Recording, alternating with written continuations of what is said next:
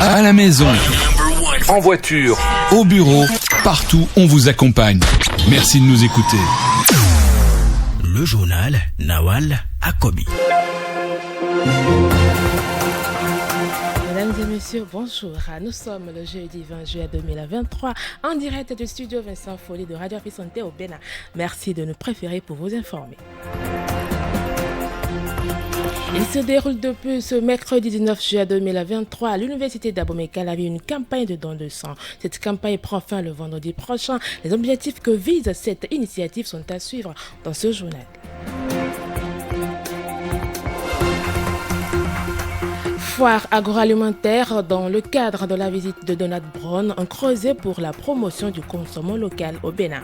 Les raisons de l'organisation de cette foire à suivre en milieu d'édition. On parle également dans ce journal du réchauffement climatique. L'Organisation des Nations Unies alerte sur des vagues de chaleur intenses dans le monde. Plus de précisions à suivre en fin d'édition. C'était les principaux titres de l'Info Santé. Place à présent au développement. Une campagne de dons de sang se déroule à l'université d'Abomey-Calavi UAC. Elle a démarré mercredi 19 juillet et prend fin vendredi 21 juillet 2023 prochain. C'est une initiative conjointe de l'association 1000%, des clubs Rotary du Bénin et de l'Agence nationale pour la transfusion sanguine ANTS. Dr Nawaliat Dibril, vice-présidente de l'association 1000%, revient sur les objectifs de cette opération de collecte de sang. On l'écoute. L'objectif, comme le but même de l'association, c'est de promouvoir le don de sang à travers les journées de collecte pour pouvoir récolter un certain nombre. Généralement, pendant nos campagnes, nous essayons de collecter 1000 poches de sang. Et là, nous allons faire 3 jours, donc avoir le maximum de sang possible pour pouvoir mettre à disposition des banques de sang. La campagne se déroule sur 2 sites principalement, au niveau du jardin de l'EPAC, tout juste à côté du restaurant U, et le second site se situe au niveau du centre commercial de l'ENAM. Quelques donneurs de sang rencontrés sur les lieux ont partagé avec nous leur motivation à donner du sang. On m'a expliqué que donner le sang, ça pourrait sauver des vies. Donc sauver une vie, c'est très important. Donc c'est ça qui m'a motivé à faire un don de sang. C'est la première fois que je donne du sang. C'est pour sauver des vies et puis on ne sait jamais, ça peut arriver à tout le monde. Déjà petite, j'avais déjà vécu ce genre de cas où j'avais fait une crise d'anémie et même dans le temps, il y avait assez de crises d'anémie en fait et il n'y avait pas de sang, il y avait plein de personnes dans les hôpitaux aussi. Pour certains qui pensent que faire un don de sang, ça peut agir sur la santé ou autre, qui n'ait pas peur, qui n'en qu'à donner le sang pour sauver des vies.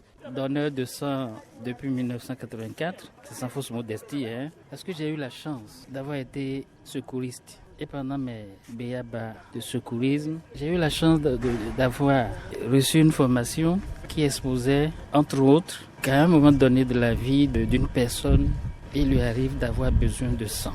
Quand j'ai compris ça, je me suis dit, c'est pour moi-même d'abord. Ensuite, donner du sang, j'avais comme un sentiment d'avoir été utile à quelque chose. Unanimement, ces donneurs font le don pour sauver des vies humaines. Mais comment sauvent-ils des vies? Dr Abel Richard Falana, membre du Rotary Club, explique au micro de Erwan Olide.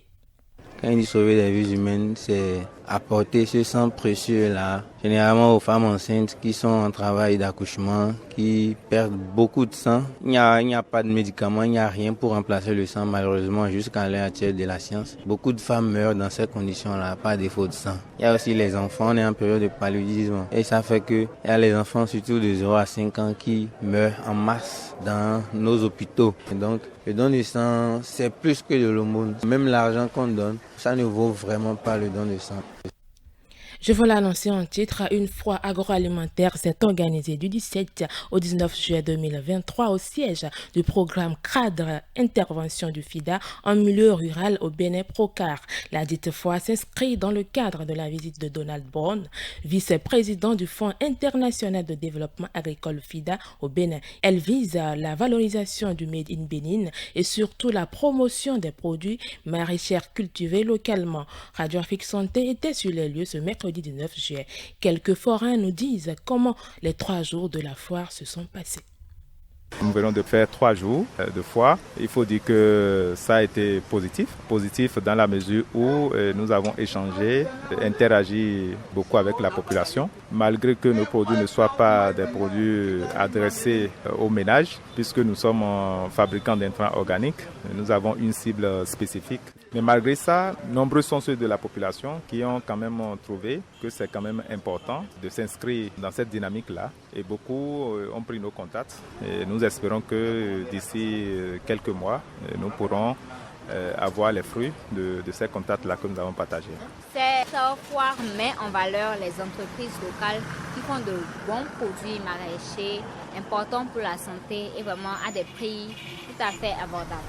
Malheureusement, ils n'ont pas pu être, et pour certains, au courant de la mise en place de cette foire-là à temps. Mais ceux qui peuvent encore se le permettre passent pour voir un peu ce qui se passe. Et on est venu exposer les produits et services. Et bon, on l'a fait du lundi au mercredi et ça s'est plutôt bien passé quand même. Les passants attendaient et regardaient le produit, demandaient d'après le service, le produit et on en parlait. C'était quand même bien. Lors de notre passage, ce n'était pas la grande affluence au niveau des stands. Quelques visiteurs sillonnaient tout de même les stands et faisaient quelques achats. Parmi eux, Jean Vito. C'est un plaisir pour lui d'acheter des produits fabriqués par ses compatriotes béninois. Je passais en face du Poca, j'ai vu qu'il y a un stand et puis je me suis arrêté. J'ai vu quand même qu'au niveau du stand, il y a beaucoup de produits localement faits qui sont vraiment intéressants et j'ai décidé de faire une pause et de passer au niveau des différents stands pour quand même voir ce qui est fait dans mon pays et déjà acheter et apprécier quand même l'effort que les compatriotes font. Il faut dire déjà que moi-même je suis agronome. La plupart des produits qui sont faits ici, tout provient de l'agriculture et si en tant qu'agronome on n'accompagne pas ce que les transformateurs font, si on doit toujours acheter ce qui vient de l'extérieur alors que nous-mêmes nous produisons ici, ça veut dire que quelque part nous-mêmes le travail que nous faisons n'a pas raison d'être. À noter que Donald Brown, vice-président associé département gestion des programmes au Fonds international de développement agricole FIDA, et Bernard Ian, directeur régional pour l'Afrique de l'Ouest et du Centre, ont entamé lundi 17 juillet 2023 une visite officielle au Bénin. Les deux personnalités ont été reçues en audience par le chef de l'État, Patrice Talon, le mercredi 19 juillet 2023, dernier jour de leur visite au Bénin. Hors de nos frontières au Kenya, du 25 au 27 juillet 2023, se tiendra le 2e Salon international des produits alimentaires, des ingrédients de la technologie Africa Show AFS 2023. C'est un événement qui rassemblera plus de 300 exposants de 12 pays avec plus de 9000 visiteurs à travers le monde. Ce salon international a pour but de servir de plateforme idéale pour les fabricants, fournisseurs et innovateurs internationaux.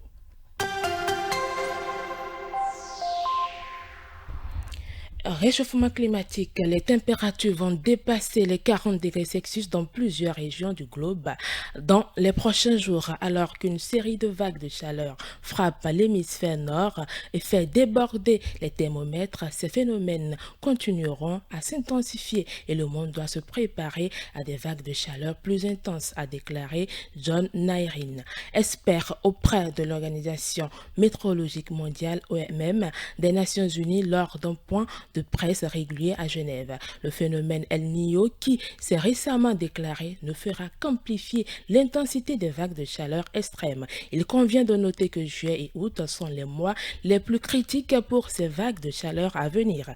Elles ont déjà touché l'Asie, l'Amérique du Nord et l'Amérique centrale, l'Afrique, le Moyen-Orient et maintenant l'Europe. L'heure n'est plus à la plaisanterie. L'Organisation des Nations Unies appelle chacun à se préparer à cette forte chaleur et élaborer des plans de lutte pour affronter ces températures extrêmes annoncées. Et ce sera tout pour cette session d'information. Nawal Akobi était à la présentation, réalisation Tibus à RNO. Les programmes se poursuivent sur le site radioafriquesanté.com.